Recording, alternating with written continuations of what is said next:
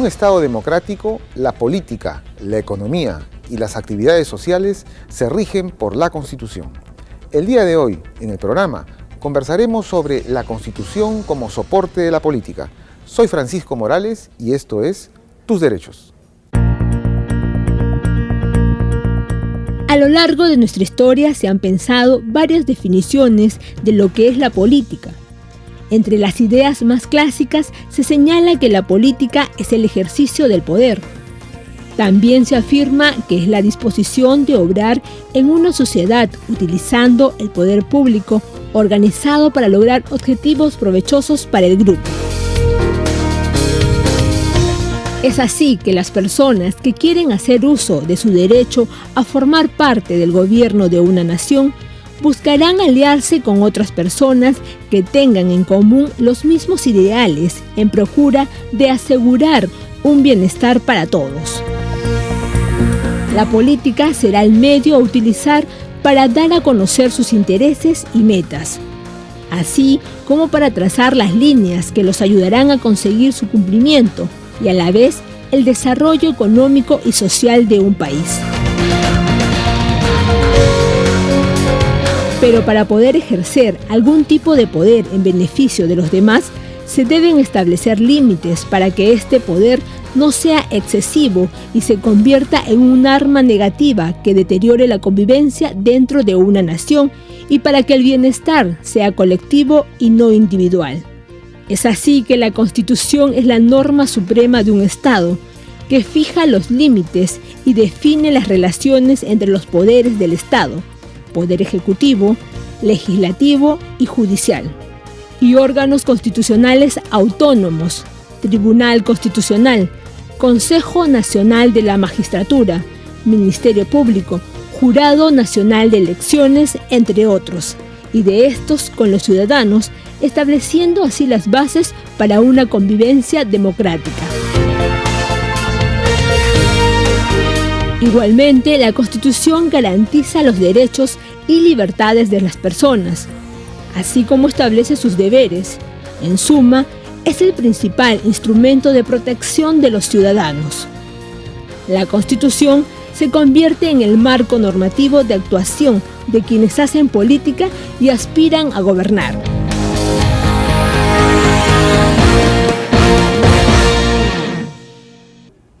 Bien amigos, ese fue nuestro informe sobre la Constitución como soporte de las actividades económicas, sociales y políticas. Debemos tener presente que la diferencia entre un país desarrollado y un país subdesarrollado no solamente son los niveles de pobreza y riqueza, sino fundamentalmente el respeto a la Constitución y a la ley. Para conversar sobre este tema, tendremos en el siguiente bloque al doctor Raúl Ferrero Costa. Volvemos después de la pausa.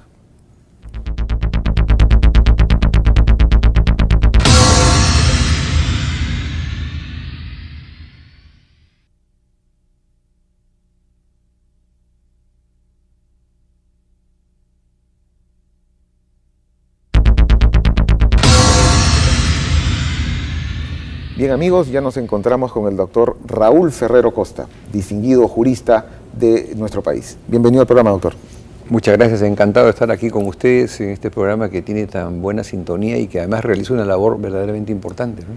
Doctor, usted acaba de publicar un libro que tiene un título sugerente, La Constitución como soporte de la política. ¿Por qué ese nombre?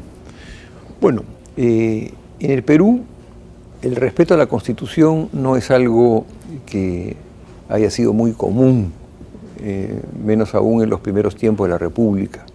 O sea, la costumbre de respetar a la Constitución es algo recién del siglo pasado, del siglo último. Ya la República tiene 191 años de fundada y diríamos que los primeros años más fueron los golpes de Estado. Al comienzo eran solamente gobiernos militares, los primeros 50 años, hasta Pardo, que fue el año 1872. Entonces, ha ido ganando la Constitución mucho terreno y respetabilidad, que es lo que realmente la sostiene a la Constitución en los últimos años. Cuando digo últimos años me refiero a los últimos, digamos, 100 años, ¿no? Y gracias a eso es que hoy día la Constitución debe ser y es considerada así como el soporte sobre el cual se deposita toda la actividad política. O sea, hoy día no se concibe actividad política si no es respetando la Constitución. La última vez que se pisoteó la Constitución, ahí el año, desgraciadamente, 1900 y pico, ¿no? Por no decir... Hace 20 años así. Hace 20 años, en la época del ingeniero Fujimori, los resultados fueron muy malos. O sea, desgraciadamente, el resultado final de eso fue que tuvimos un gobierno que comenzó a asirse de todo el poder y, como siempre terminan todas las dictaduras, terminan cayéndose solas, como se cayó el gobierno de Fujimori, ¿no? Entonces, creo que a partir de la renuncia del presidente Fujimori a la presidencia de la República y con la nueva Constitución, cuya constituyente él mismo convocó el año 92 y se aprobó el año 93, con esta Constitución tenemos ya un armazón jurídico importante, aunque consideramos que el año 1979 fue mejor, pero un armazón que todos los partidos políticos respetan. Entonces los partidos cimientan, no su doctrina, su práctica diaria en la Constitución. Y hoy en día es casi un lugar común decir la Constitución sí lo permite o la Constitución no lo permite. Y lo que no lo permite se respeta y por lo tanto no se hace. Eso no existía años atrás. Ese es un fenómeno muy interesante. En este programa hemos comentado el hecho de que Valentín Paniagua, Toledo, Alan García y ahora último Ollanta Humala, el presidente Humala, y ya estamos en un nuevo ciclo de alternancia democrática, lo cual es muy importante. Es muy, muy importante. Inclusive la candidata que perdió las elecciones hace un año y pico, Keiko Fujimori, hoy en día ha manifestado su absoluto respeto a la Constitución. O sea, los dos candidatos que quedaron para la final y que tuvieron la mayor votación, por lo tanto, son muy respetuosos de la Constitución. Tanto Keiko Fujimori como el ganador, que fue Ollanta Humala, que para sorpresa de muchos que no creían en eso, está respetando la Constitución. Y cuando quiere hacer algo, consulta su Constitución o a quien corresponda para ver si puede o no hacerlo. Por ejemplo, esta última modificación que ha sugerido sobre el derecho del agua es una simple enmienda constitucional en vez de reformar toda la Constitución, porque comprende que reformar toda la Constitución del 93 generaría una gran inestabilidad en el país a estas alturas. Los que creemos que la Constitución de 1979, cuya presidencia de la Asamblea la tuvo Valle de la Torre, es una mejor Constitución, sin embargo comprendemos que ahora convocar a una Asamblea Constituyente generaría tal inestabilidad en el país que no solamente sería inconveniente, sino podría ocasionar un caos, y que la forma en todo caso, y esta es una recomendación que se le ha hecho varias veces a este gobierno en este año y pico que tiene ya en el poder, es que se hagan reformas puntuales, enmiendas específicas. Y creo que así lo ha entendido el presidente Humala cuando han planteado primero el derecho al agua y ahora la posibilidad de la bicameralidad.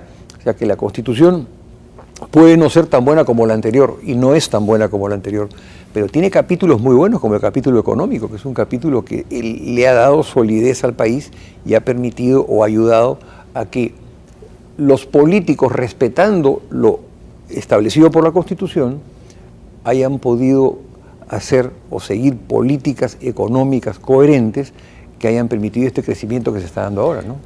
Precisamente en este desarrollo económico lineal, permanente, en un modelo económico determinado, que es el modelo capitalista o liberal, eso nos demuestra que a veces más importante que la frase, más importante que la forma, son los contenidos y la práctica. En ese sentido, si bien es cierto, la Constitución del 79 para algunos podría ser mejor que la del 93, lo real y concreto es que ya estamos viviendo más tiempo bajo la Constitución del 93 y que lo sustancial es que la práctica democrática se aquilate y la política, la economía y todo tipo de actividades tengan un soporte jurídico, ¿no? En los derechos, en la Constitución y en las leyes. ¿No lo cree usted también en esta línea? Yo creo que sí. La verdad es que la Constitución del 79 se modificó básicamente porque el presidente Fujimori quería reelegirse. Entonces, para permitir una reelección, había que cambiar la Constitución. Entonces llamaron a un Congreso Constituyente Democrático que permitió la reelección. Después él hizo una interpretación rarísima en el año 2000 y hizo una reelección. Y eso fue lo que causó la impopularidad del presidente, que lo hizo tener que renunciar poco después de haber asumido la presidencia. En todo caso, desde esa época a hoy se ha comprendido que la Constitución del 93 recoge mucho de la Constitución del 79. Sí, no son tampoco tan distintas. Claro, este es mucho más liberal y la Constitución del 79 era más social, pero igual las constituciones no son realmente recomposiciones completas. Mucho se recoge de las anteriores y creo que la virtud que tiene la del 93, esta última, la vigente, es que recoge muchas instituciones creadas por la Constitución anterior y que le dan solidez a esta Constitución y han permitido que las cosas funcionen. Decíamos el capítulo económico, podemos citar otros capítulos más. Lo que hacen los países modernos e inclusive los países con gran tradición es modificar la Constitución puntualmente. Estados Unidos los hace con las enmiendas, Francia, que tiene solamente su Constitución 99 artículos, es una cosa corta, también introduce las enmiendas cada vez que es necesario. O sea, lo moderno hoy, más que cambiar por completo una Constitución, es reformarla puntualmente para que la política se pueda apoyar en la Constitución y la Constitución a su vez recoja los cambios que sean necesarios mediante modificaciones a artículos específicos. El tema de la descentralización, por ejemplo. Creo que a pesar de que es un capítulo que ha sido modificado, tiene que renovarse, tiene que revisarse para que la Constitución se adapte mejor a la realidad de hoy del país, que siendo un país descentralizado, tenemos pues 20 y tantas regiones que podrían reducirse a menos de la mitad, a 9, ¿no? Y tener una mejor estructura descentralizada. Justo sobre ese tema vamos a regresar para seguir ampliando el tema de la regionalización y algunos organismos constitucionales autónomos que quiero hacerle algunas preguntas sobre ese tema. Con el mayor gusto, Francisco. Amigos, después de la pausa, retornamos con esta interesante entrevista.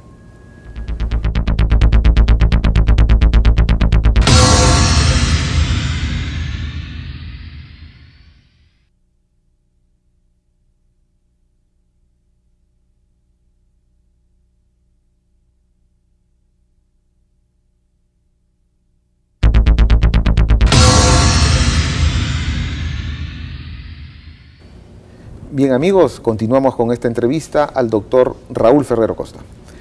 Decíamos en el anterior bloque este tema de la regionalización, tan importante en realidad porque somos un país muy centralista, ¿no? Y claro, lo paradójico para algunos es que eran 24 departamentos y seguimos siendo 24 regiones, ¿no? Hay regiones muy pequeñitas, regiones tal vez más grandes, y está pues todo lo que usted nos comentaba anteriormente también en relación a que tal vez deberían haber algunas macroregiones. ¿Cuál es el punto de vista que usted tiene en este esquema? Sí, en realidad si sumamos a los 24 a la provincia constitucional de Callao y a Lima provincias, son 26 regiones. Es una barbaridad. Cuando todos los estudiosos, los más serios, desde José Carlos Mariátegui hasta Emilio Romero y los demás, han sostenido que no deberían ser más de 9 macroregiones. O sea, que las regiones se junten, unas 2 o 3 en una sola, que tengan naturalmente una conexión económica y comercial y pueda ser unidades que sean mucho más funcionales. Nosotros creemos que es mucho mejor ir hacia las macroregiones porque la división que tiene hoy día nuestro territorio no tiene ningún sentido. Además, es tal la pugna que hay entre los exdepartamentos, hoy llamados regiones, que en realidad es muy difícil hacer siquiera un proyecto birregional. No es posible. Se han hecho esfuerzos y no funcionan, porque cada presidente regional, que dicho sea de paso, deberían llamarse gobernadores y no presidentes regionales, tiene sus propias aspiraciones, sus propios intereses y desgraciadamente desarrolla una especie de pseudo-autarquía que hace que compitan con las otras regiones en vez de complementarse como debería ser, ¿no? En este tema tenemos por un lado los gobiernos regionales, pero también hay unos órganos autónomos, los órganos constitucionales. El Tribunal Constitucional hoy también en el proceso político también interviene, porque a veces hay problemas políticos que terminan juridificándose. Correcto. ¿Cómo ve usted el funcionamiento del tribunal en estos últimos años? Bueno, creo que ha progresado mucho el tribunal, ¿no? Hoy en día, como órgano constitucional, porque lo que habría que explicarle un poco al público es que además de los tres poderes del Estado, ejecutivo, legislativo y judicial, hoy en día existen una serie de órganos constitucionales que son los que le dan la estabilidad al sistema constitucional. O sea, hoy en día una acción de amparo, un habeas corpus, normalmente terminan ya no en el Poder Judicial, sino que pueden ser cuestionadas y llevadas al Tribunal Constitucional, el cual es la última instancia.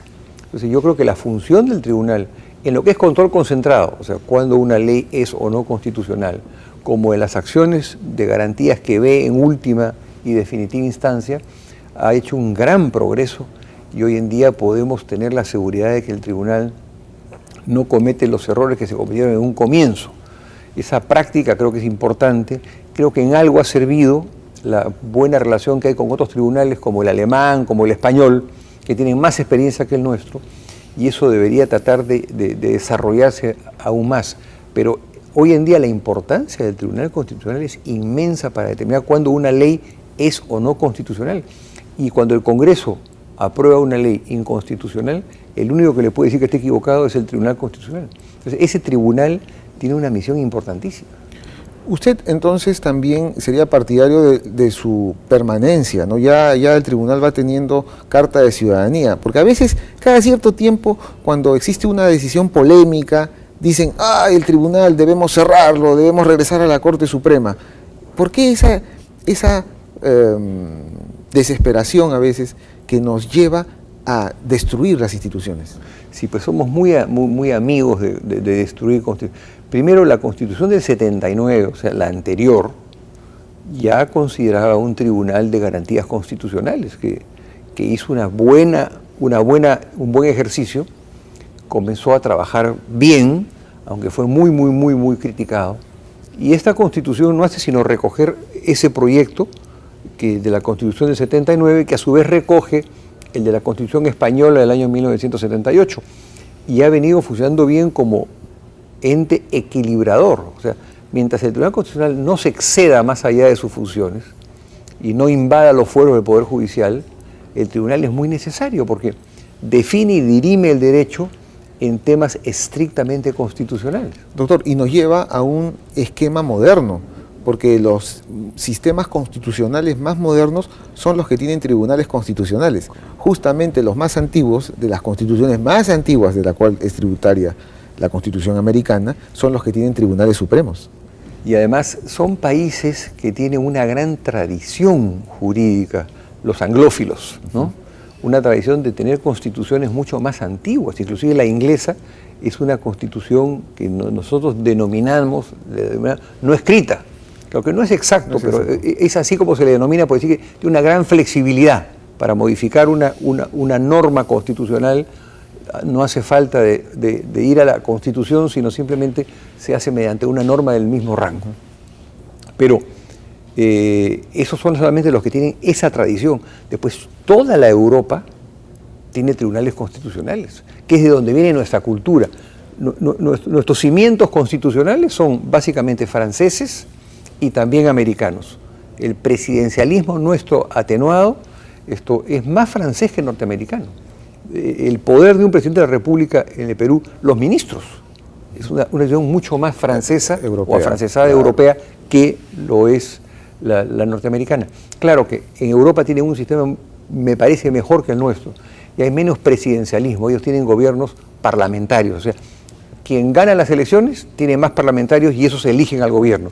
Eso le da una mucho mayor solidez al Poder Ejecutivo. Pero pretender que nosotros cambiemos de sistema después ya de 191 años de cultura presidencialista, me parece que va a ser muy difícil. A mí me gusta mucho más el sistema parlamentario, porque eso le da mucho más estabilidad al sistema. Justamente, bueno, sistema parlamentario en el ámbito del Poder Ejecutivo, pero el Congreso, nuestro Congreso de la República, a veces nosotros también somos, creo, un poco injustos, ¿no? Somos un país que está desarrollándose, que está formando cuadros en diversos niveles, nuestra clase empresarial, nuestros cuadros políticos, y eso también es una formación, o sea, de la noche a la mañana no vamos a tener, todos los congresistas van a tener un nivel excelso como era antaño, que era también un país más pequeño, ¿no es cierto?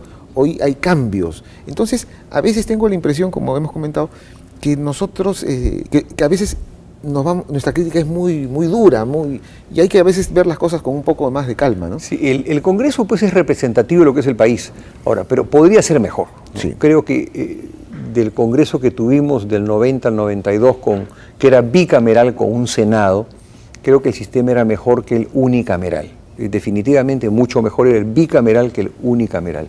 Pero este mismo unicameral, lo que hay que tratar para que mejore la calidad es que los partidos políticos se esmeren más en escoger a sus candidatos para que la oferta electoral sea de más calidad.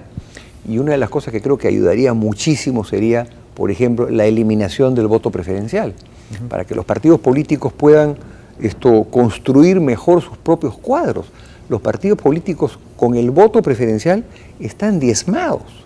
Hoy día los partidos políticos atraviesan por una crisis peligrosísima, porque son el sustento de la democracia. Hay que hacerles una recomendación a los partidos políticos para que hagan más vía partidaria, tengan planteamientos más claros y no todo sea pues declaraciones periodísticas, sino que formen sus cuadros, formen sus adeptos y que puedan hacer una oferta para el elector mejor para tener un mejor Congreso, porque si los partidos, la oferta no es muy buena, o sea, no estudian bien las listas que presentan ellos, y con el voto preferencial que hace que cualquiera pueda ser elegido, inclusive no los más calificados necesariamente, sino los más conocidos o los que mayor acceso al periodismo han tenido, después terminamos con parlamentos como el actual, ¿no? Bueno, doctor, muchas gracias por haber venido a nuestro programa. Encantado, y muchas gracias por comentarme el libro último que se acaba de publicar, que lo hizo Gaceta Jurídica con el Tribunal Constitucional justamente, ¿no? Muy bien. La Constitución como soporte de la política, ojalá sea una cosa que la entendamos todos y que la política siempre termine siendo un verdadero soporte, se sustente en la Constitución, ¿no? Bien, amigos, esta fue la entrevista con el doctor Raúl Ferrero Costa. Y con nosotros, como siempre, el próximo sábado a las 11 de la mañana por TV Perú, mucho más que ver.